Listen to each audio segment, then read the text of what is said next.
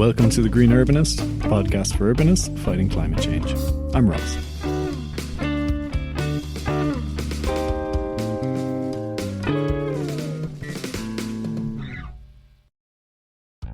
Today's episode is a conversation with Rhee and Gustavo Brunelli, who are both Associate Directors at Atelier Ten, an environmental design consultancy. Combining expertise in architecture and engineering, they shape buildings and master plans to be sustainable and healthy. In this episode, we discuss what is environmental design and how that approach differs when you're working on buildings or on master plans. We talk about circular design in master planning and some of the opportunities that are available when you take this approach. We look at carbon emissions and the potential for carbon sinks in our design of landscapes, and how the development and design industry is changing and the need for further collaboration and debate as we all figure out what to do and how to take action on climate change. This episode was recorded at the Footprint Plus conference in Brighton in May 2022. We recorded this with a single microphone sitting outside near the beach, so there is background noise, and I apologise for that. It's not too distracting, and hopefully it gives you a sense of the atmosphere on the day. Just to note that at some points in the conversation we make reference to Patrick. Who we're talking about there is Patrick Bellew, who is the founding director of Atelier Ten and who spoke at the conference earlier in the day. So at some point we make reference to his talk. It's not that important that you haven't heard that talk, but just in case you were wondering who we were talking about. And I've also recorded a lot of other short interviews at the conference with fascinating people. I'm in the process of editing those together, creating another episode, which will be released shortly. So keep an eye out for that. Don't forget to subscribe or follow the podcast in your podcast app. You can also follow me on social media, Ross O'Kelly or The Green Urbanist on LinkedIn, and The Green Urbanist podcast on Instagram and Twitter. Please enjoy the conversation.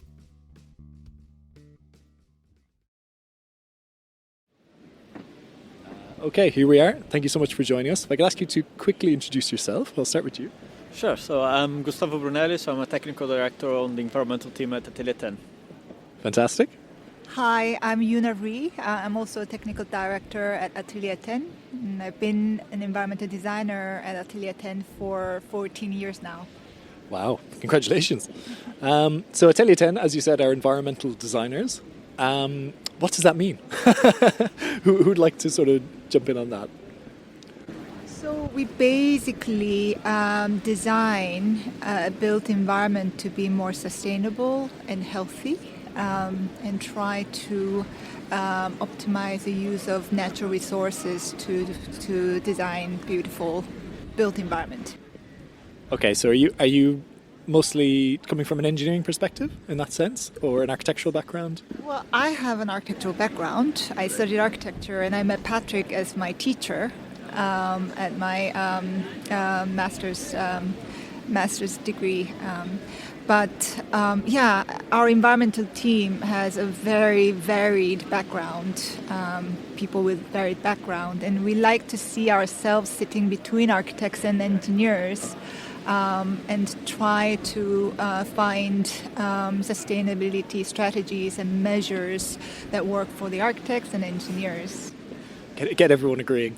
I think it straddles both sides, isn't it? And that's why in our team we have so many different backgrounds, right? I'm an architectural background as well, but it's really about trying to make the buildings or the built environment, the cities, better. So that needs the rigor of the engineering to actually understand how it impacts the environment, but also has to have the understanding of the architecture and the design to see what is a design that will give you the best solution, and can actually how the engineering can inform the design is important. How you can translate some things that can be technical and can be quantified, and some things that cannot, into design, into how you make that happen in a building or in a city or in a space. Can you give me an example of one of your projects and maybe tell us a little bit about the process that you went through? I think one interesting, reasonably recent project I was working with, like it was going from a smaller scale, starting like a house. Yeah, we were looking at a house in a tropical climate, so it was a house in Costa Rica, And we were looking with the client, or actually it was a series of houses, and we were looking at what are the key climatic design. So you first start like, where are you? What do you want to achieve? And then what is it? It's a house. What is it that the client wants? What is it the goal for that house?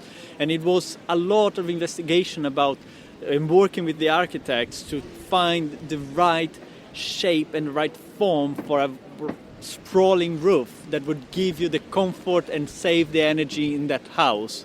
And respond to the climate, create environments that could be used year-round. It's kind of a nice climate, but can be quite warm. So it was, how can you deal with that and provide spaces in that house that will use the least materials, the least energy, and create an environment that can be livable throughout the year. So that was an interesting recent project on a smaller scale. So you wanna bring a bigger one? Yeah, I mean, I was going to talk about even smaller projects in scale. I worked on the UK pavilion for Dubai Expo, and that's even smaller, with Devlin, and just try to distill environmental ideas into this sculptural piece. That was quite interesting in a very difficult climate in Dubai. But then, yes, I work on many large projects at a master plan level, one of which is Chelsea Barracks development in Chelsea.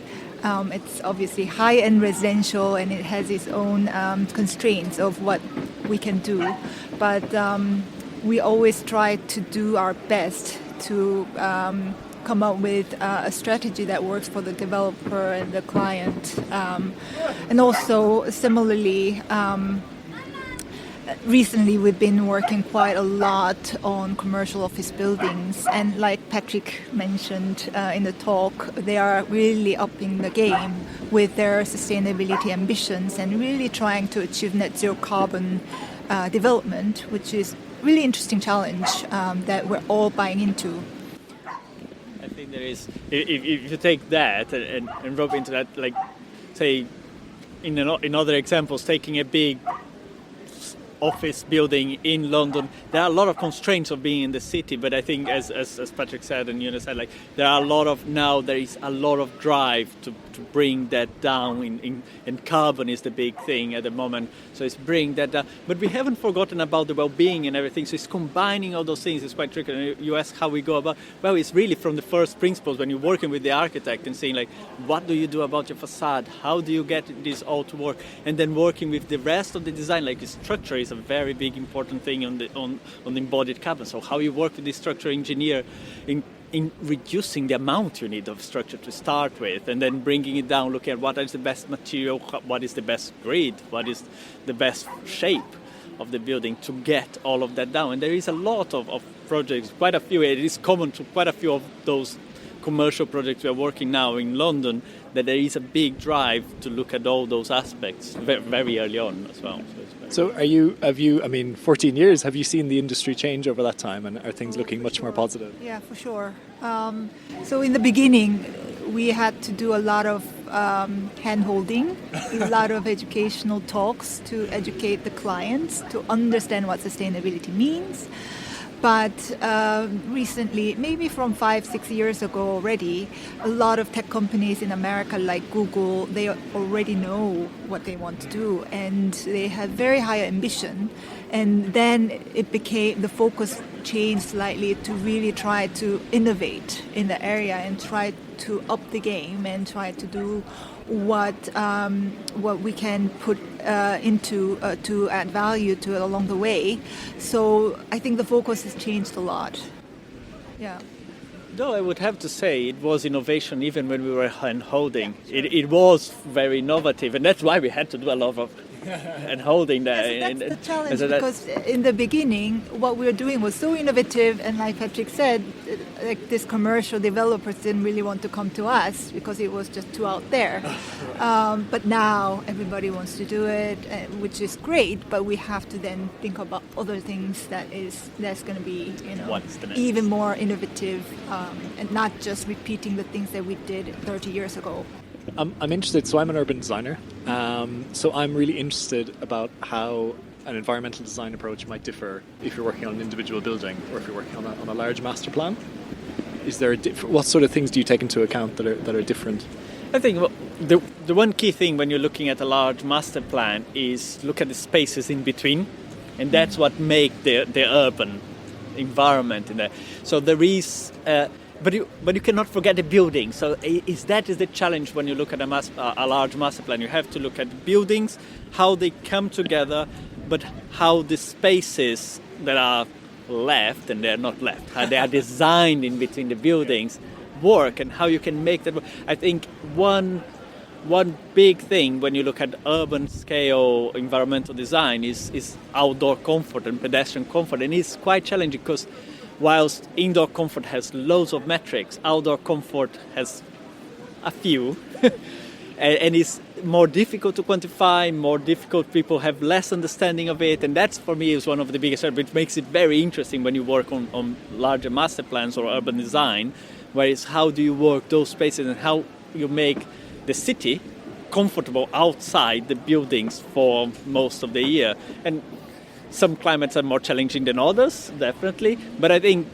even the most comfortable climates or mean climates like London, there are quite a few challenges to come through as you try and build a city that is usable, comfortable, and how you get that to work. I think that's for me the environmental design challenge on an urban scale. Yeah, but on a positive side, when you think about circular economy, there are more synergy especially if it's a mixed-use development. You can pull a lot of resources from here to there and then try to connect the dots to create really circular environment. Like for instance, if you have office building and residential building next to each other, you can to capture the heat from office that's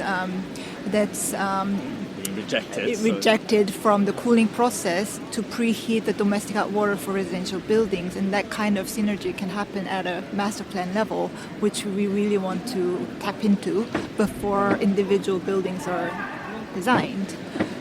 The same for the use of waste, for instance, to use that as a resource to put into anaerobic digestion and create energy out of it. These kind of synergy can only happen at a master plan level. So that's the exciting part about master plans, environmental design. There are loads of efficiencies as well you can derive in that. I know a lot of the talks about embodied carbon, and when you look into a larger scale, you can look from material side of things, you can look at bulks and that, but also in terms of space and how you integrate things like what things can you build in common so you avoid duplication, you make use of the kind of density to minimize the stuff you need to put in. So you find commonalities and bring them together. So a sprinkler tank to feed more than one building, those kind of things, or on a larger scale. So the energy center, the centralization of certain energy, that you can use that scale to actually improve efficiency, but also minimize material, minimize the embodied carbon that you put into it. It's amazing when you give these sort of examples. It sounds so obvious when you say it. Like, of course, why would we just let heat, out into the air and not actually use it? But it takes someone to actually come and say, we need a break with how we're traditionally doing buildings, doing master plans, do them a bit differently. I've just managed to catch a presentation here at Footprint on embodied carbon in landscape, which is really interesting and I think is opening my eyes about we are very focused on buildings, and there's a lot of stuff going on at the landscape and the public realm level, which can be very carbon intensive that we're not considering until just now. Do you have any thoughts on that? It's a shame I missed that one because I was on the other one. I think, yes, there is a lot that I think we are really focused on building because they have a lot of material in it. That's the first and foremost thing. The one thing that is something we started exploring a few years back, and I think it's incipient, so it needs a lot that comes with the landscaping, is how much can we actually try and use the landscape, and there will be always embodied on building it, but how can we use that as a carbon sink rather than a carbon intensive design piece? We'll build something, there will always be some carbon in it, but can we use the landscape just like we do carbon offsetting through woodland reforestation? can we use urban landscape as a carbon sink? Like in building design, we use a lot of landscape and greenery as a microclimatic adjustment as well, from in terms of making the environmental nicer and cooler, changing air and humidity, modulating humidity and air temperature, sometimes even noise or air quality. But can we use that also as carbon? And something very incipient that's been in my mind for a while, and I said, like, it's something we should look into more deeper and see, can we really start looking at, is it the landscaping from a small building to a large urban scale, and obviously the larger scale the more you have impact, as a carbon sink. And I think that's something that we as an industry should look more often. Building on that, I mean, if you think about infrastructure, that's very embodied carbon heavy. Patrick was talking about this labyrinth, which he kind of developed for many of his early projects. But concrete is very carbon intensive. But can we think about something that is already in the infrastructure? For instance, a huge sprinkler tank that the water is always going to be there, and use that as a heat sink for projects. And that infrastructure is already there and it's built. Can we use that to our benefit for our energy story? I think that kind of thinking and connecting the dots, and that can be the same for many other areas, the landscape. We just have to think differently and try to make sure that the resources are not just wasted. Have you been here just for today of the conference, or were you here in previous days? What have been your sort of big takeaways from today? For me, I think these kind of conferences are really critical at this time, because we really have to learn from each other, and we have to learn fast, and we have to collaborate, and not one person can solve the whole problem. And I learned so much. I mean, we are in the design sector, and our focus is quite design focused, but that's not the whole story. I mean, we can never just build net zero building all the time, and we have to think about carbon offset, and that was one of the sessions that I attended, and learn from them what they are doing. And so we just have to complete the story as a professional from many different sectors. That was my takeaway, that we have to collaborate more and share knowledge. Yeah, I think and I was talking just before we started as well, that is the very impressive thing about the conference, and I've been here just today, unfortunately I couldn't come before, but is the quality of the people. And the one thing that I was looking is like how much knowledge is there, and how much is really focused, and bringing people together on the focus on that, and bringing all this knowledge to share. As Younha said, I think as Younha mentioned, the carbon offsetting was when I said I want to watch that, because that's something that I don't know a lot. I want to learn more, and that's, I think, the great thing of the conference is getting to see what other people are doing, interact with the other people, talk with them, and learn with each other, looking at the things, and raise debates, raise the questions. It's like there was the debates on the carbon offsetting today that I think very interesting. It's like what should we consider as a carbon offset? Can we consider avoidance as an offset? Or should we really go for reduction as the only way of offsetting? And there are endless debates, and I think we will eventually converge. I don't think there is a conclusion yet. I don't have a conclusion, but it's those debates that need to happen and need to happen more often, so we can actually, as an industry, kind of go forward. And as well, you can see the amount of information, and you've seen, I think, from quite a few presentations, people showed, like, in the past few years, the amount of things that came out, a lot of thoughts, documentation, publications, new standards, new methodologies that came out. And it is important that we all can try and get together and understand how we can bring that together into a way forward as an industry. Yeah, I think the carbon offsetting one is really interesting, because it's a bit of a dirty word in the industry. It's like, oh, you're relying on offsetting. That's but it does seem like it's a necessary evil, perhaps, and something we need to get our heads around doing it properly. I think the whole thing is carbon offset is the end of the journey. isn't it? Like and as Younha said, because we are focused on the design, our focus is minimizing the carbon, the energy, the impact from the beginning, and that's what you should do. And then offsetting is just at the end. It's just because you never get to if you build something, there will be carbon in it. Yeah. So you don't get to zero. Now, then that's when the offsetting comes. So you get to the minimum you can possibly do, and then you offset. But it's very interesting to see how can you really offset, how can you minimize. For me, it was really how can you minimize carbon globally is the offsetting piece. It's not necessarily kind of let's buy offsets. I'll build something horrendous and then buy the offsets to kind of like clean it. It's like on a global scale, we need to do some offsetting because we need to continue to use carbon, to produce carbon, to emit carbon, or not carbon as just carbon, the whole greenhouse gases. But is how we do globally to really reduce that, and the offsetting will be needed for that. And that's why I find it interesting. I wanted to get into that and see how that discussion will converge at the end on what is the way to tackle globally the way to offset the emissions we inevitably have. What do you think? Because you said that we can't avoid certain carbon emissions in construction and building things. Do you think we can get to a point eventually, and what are sort of where everything can be net zero carbon without offsets, and what are the barriers to that? I think it was very interesting the Andy's talk. That was kind of the thought provocative thing. I was like, how do we resolve it? And I kind of agree with him that I have the optimistic view that we will find a technological solution to make the world. There will be other problems that will come out of that, no doubt about it.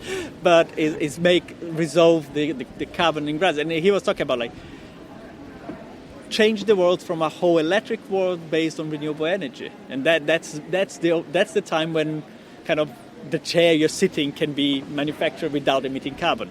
Then you start talking about the other things that go on the chair that might be not so great for the environment, and we must not lose sight of that. But I think there is a conversion. And if you look even just the UK grid, the way it went really steeply down, the electricity, the carbon intensity of the electricity in the UK went steeply down on the last 10 years. And yes, we will eventually come all the way down. That means anything made using electricity will not have carbon associated with that electricity. But there are other processes involved. There will be carbon there. And that's why you need to start looking broader. But I think there is an optimistic. I have the optimistic view that we will find a solution in that and bring that carbon. So eventually, what I said, like, everything has carbon. Probably we'll deal with that, but they will have something else. They will have to deal at the time, and as the human race, will keep evolving and dealing with the problems we cause and we create.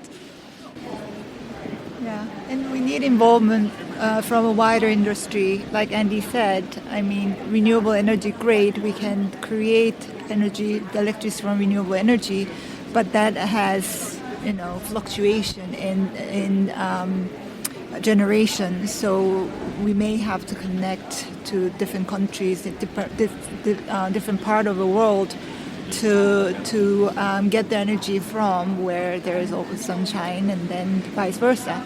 So that kind of more wider thinking, global level of thinking may have to happen, but I think electrifying as much as possible would be the first step, I think. And also minimizing the energy demand. We shouldn't forget about that, because then it will be a much easier journey to get to net zero carbon.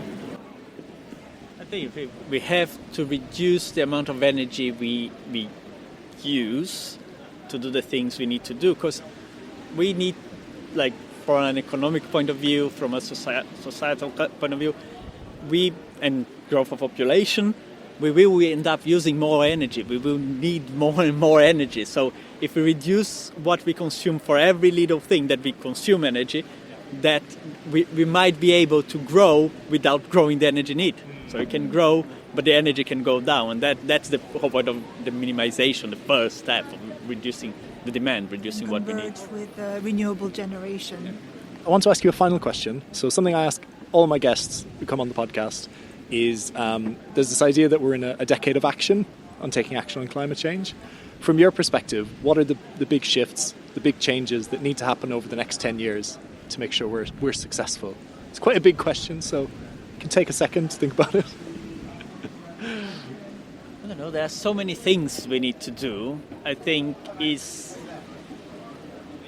we take a step back and be a little bit more philosophical, because your question is quite large, and look on a global scale, I think what we need to do is get together and try and find ways to look at from the simple things as the energy generation that has to be across the world and share that development across, and that's the big challenge is find a balance that gets the world more egalitarian, to actually be able to help where the problems lie, because there's always the kind of imbalance between developed and less developed nations. And I think is finding a way to get everybody together is the way forward. Now, what actions need to be to that? No, too many, you know. But I think for me that's what needs to happen sooner rather than later to bring it to resolve the crisis. I think we always have to be quite mindful not to just look into this carbon vision tunnel, but we cannot deny that carbon emissions is the biggest issue at the moment to fight the climate change. And what I think everybody has to learn is to be more carbon literate. So they need to understand what is the carbon intensity of their daily choices and material choices for architects and people in the building industry. But it can be wider, and they need to understand what is the carbon intensity of, vegetable versus meat consumption. And they need to understand the implication to change their action. So I think learning to understand the carbon intensity of all the different materials and the things that they buy, and the education about carbon literacy, I think, is really crucial. Guys, that's been a fantastic conversation. I found that really inspirational, and I really loved your energy and everything. Any final words before we close? I think thank you very much for having us. I think it's been a fantastic conference as well. I want to say it was brilliant to see, and I think it's quite interesting that it was such a focused conference. You have like very brilliant people around in this marquee over here, which was great to be part of as well. Yeah. Well, thank you for this opportunity to talk, and I think you're doing great with sharing these kind of stories from many different people in your podcast and trying to educate people on climate change issues. So I think thank you very much for this opportunity.